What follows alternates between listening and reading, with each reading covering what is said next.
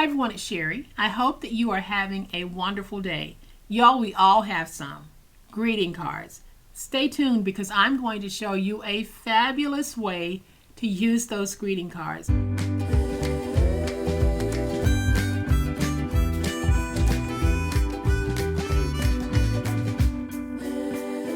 Whether your cards are new or old, this process is for you.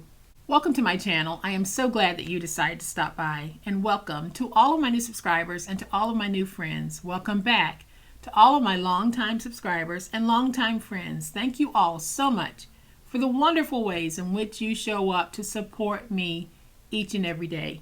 I really do appreciate it.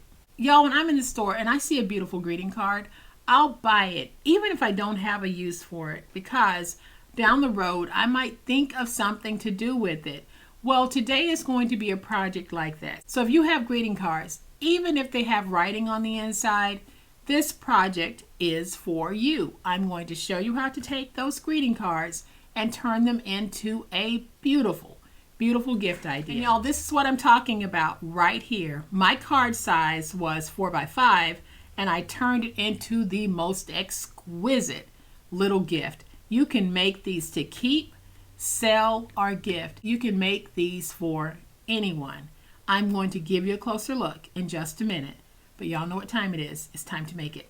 All right, y'all, so here's my little greeting card gift, all packaged to either sell or gift.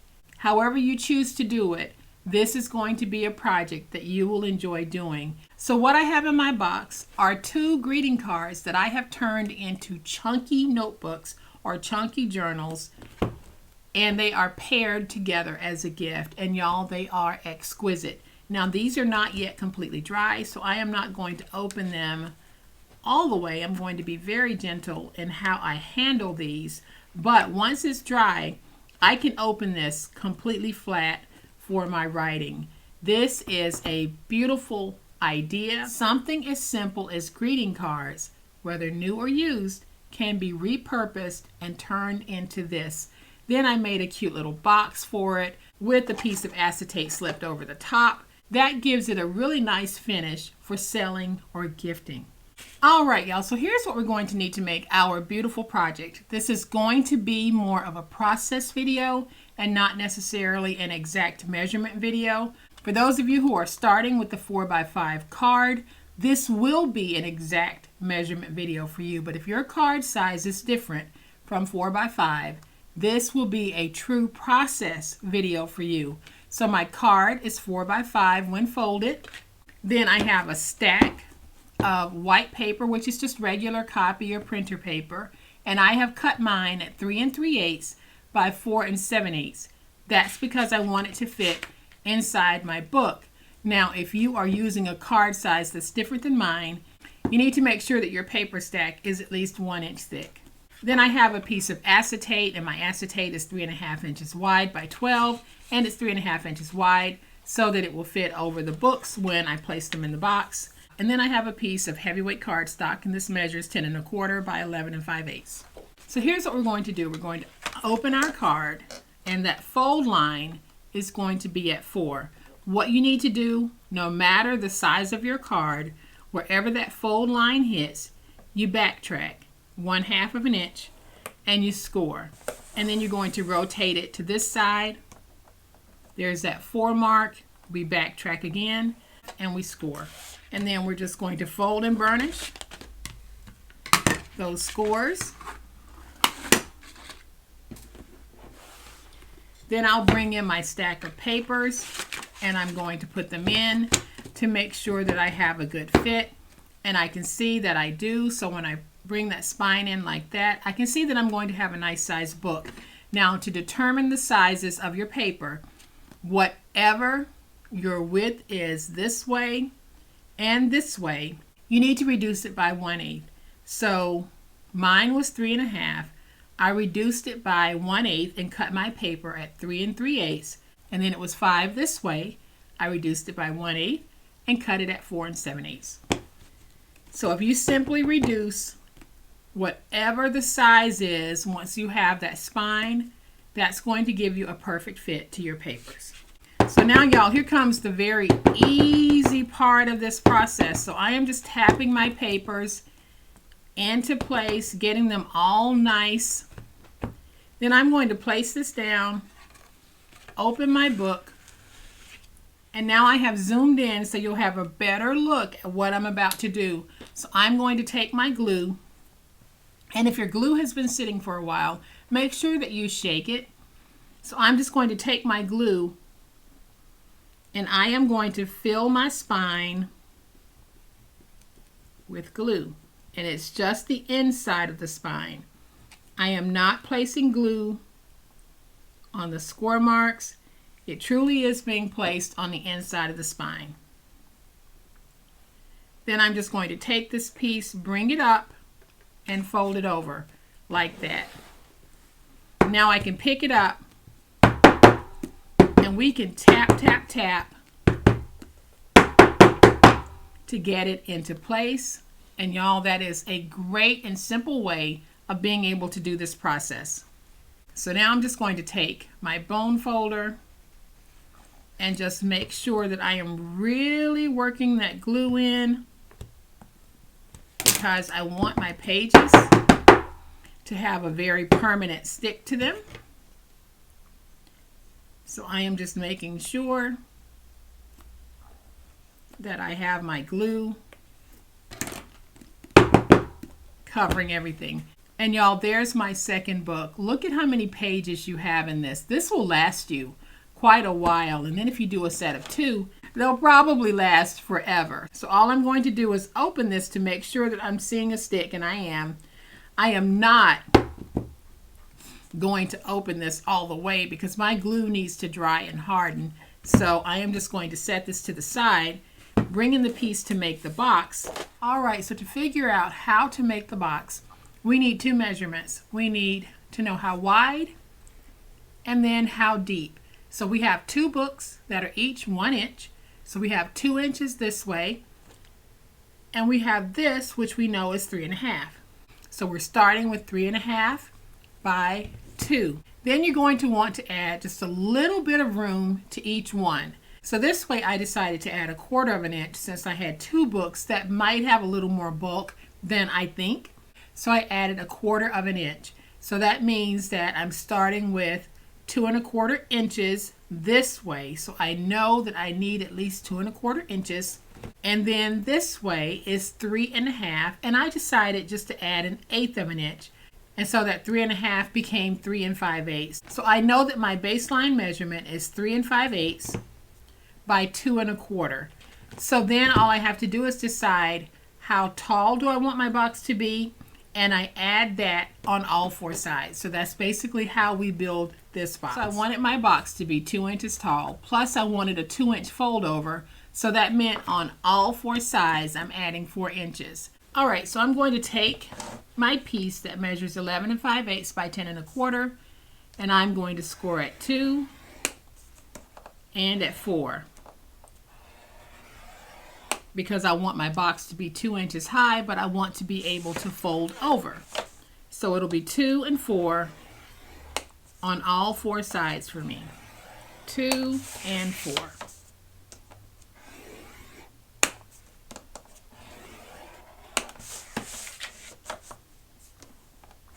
Two and 4. So now we're going to fold and burnish all of our scores.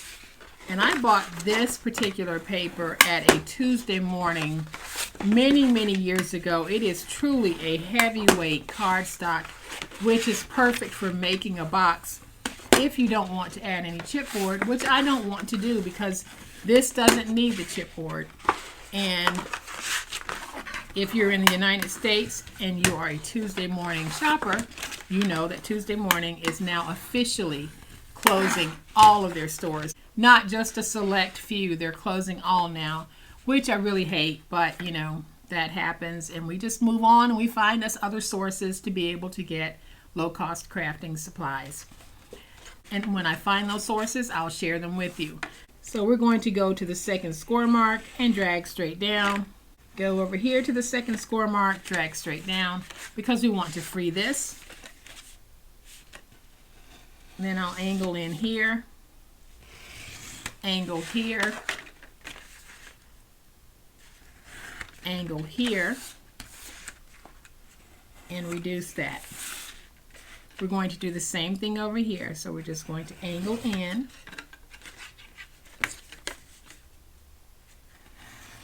angle, angle, and when I reduce, I'm reducing on the inside of that score.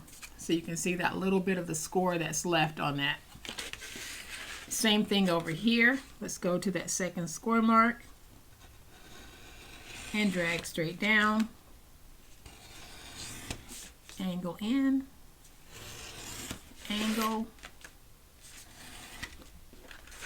angle, and reduce.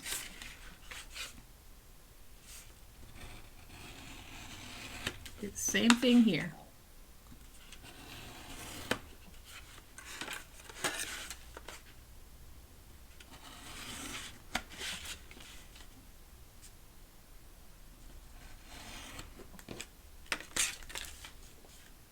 And reduce. Then on these two wide pieces here, I'm going to go ahead and just angle on the outer part so that it'll fold over nice and easy. I don't have to do it here because we angled when we were removing those side pieces. So now I'm going to take my glue. We're going to place our glue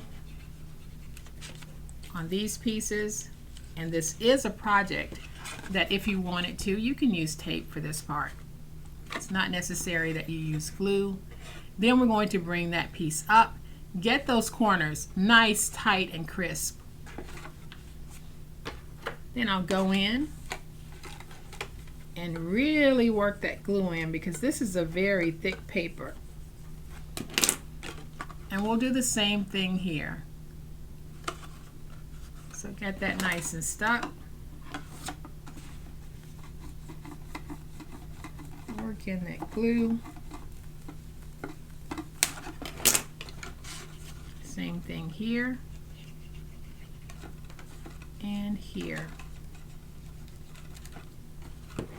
And y'all, if you're liking my videos, please hit the like button so that YouTube will know that my videos are liked and should be shown.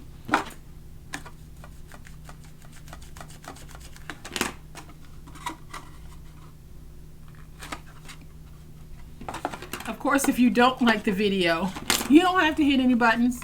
It's okay. And then I'm going to add some glue here.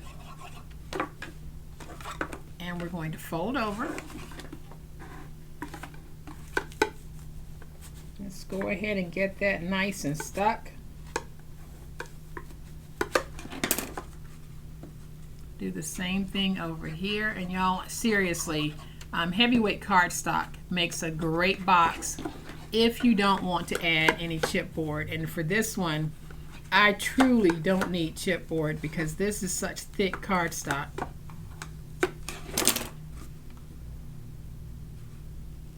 So we're going to add some glue here, fold in, some glue here, we'll fold in, and then we'll go around to make sure that everything is stuck on all four sides. And if you find that your glue, especially your reptile glue, if you're not getting the stick that you want, make sure that you shake your glue because sometimes it just needs a little shaking to get all of that stick reactivated in whatever formula they use. Every now and then my glue will seem a little slow in sticking, but anytime I shake the bottle, that seems to resolve the problem. And there is my little box. I'm going to take my books and let's just put them in the box to see what kind of fit we have. And we have a very good fit. So on this one, I'm going to take the sticker that says follow your dreams, and even though this is primarily blue, a little pop of color never hurts. Now we have two beautiful books to go in our box. So I am going to take this, stand it up. We're going to take that piece of acetate that measures 3.5 by 5, and all you have to do is place it in like this and fold over to get your crease. And once you have your crease, just fold it. You don't even have to measure. And then I'll just go ahead and burnish that fold. Now I can take this piece, put it back in the box in the front, turn it around to the back. And y'all, I'm pretty much going to do the same thing. So I am just going to get my little crease going so that I'll know where to fold. And then I just fold over that acetate and burnish that crease. And y'all, that's just a great little trick so that you don't have to worry about trying to measure that. I'm going to take a little bit of my tape and add some tape like that, and then I'm just going to take it and put it in the box. Go ahead and remove my books so that I can get this stuck, because I want it stuck to the inside at the back. And so before I close this, I'm going to take the books out one more time so that you can see just how gorgeous these are. Now, neither one of these books is completely dry, so I'm not opening them all the way, but you can see all of the wonderful pages that we do have in our books. So I'm going to take the books, put them back in. If you decide to make something like this to sell, what I would do is I would take a sticky dot and place that sticky dot on, and then we can put that acetate in. That way you really don't have to worry about someone opening all of your little boxes that you might have out. And so to finish this off, I'm just going to take some of my ribbon, and we're going to place some ribbon on the front and tie a cute little bow. You don't have to do this. You might have another way that you want to decorate yours, but I just thought this was sort of cute.